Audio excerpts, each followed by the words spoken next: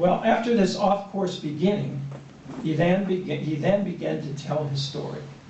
At age 15, this survivor and his family were deported to Auschwitz, existing on small pieces of bread, stolen potatoes, in the midst of horrific conditions. Then the Nazis forced him and thousands of other inmates on a death march to Dachau.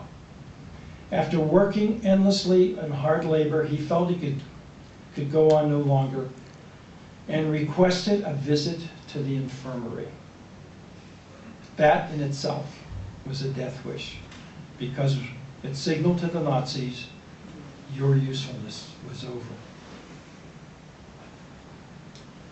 On April 29th, 1945, resigned to his fate, he was ordered to join a long line which inched closer to its destination, the crematorium. As this silent column of prisoners turned a corner, ominous smoke curling up from a chimney was visible. There stood a low-slung, one-story building known as Barrack X, Dachau's gas chamber. Every inmate knew they literally had minutes to live.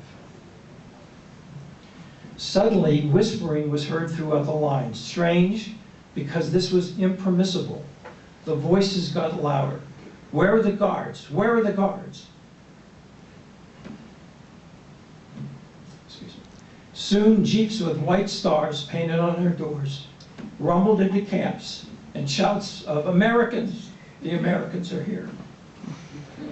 On this providential April day, they had been rescued by the U.S. 7th Army.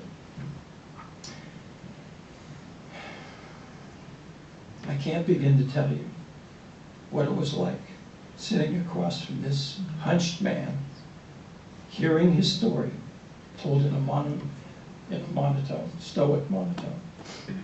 It was like a fictional Hollywood ending, except that it was true. His tale of the fragility of life was well documented. It had happened. This, to me, is the quintessential Holocaust story. The difference between life and death measured in minutes. Think about the unfortunate souls that were not rescued that day, but might have been, but for a few ticks of the clock.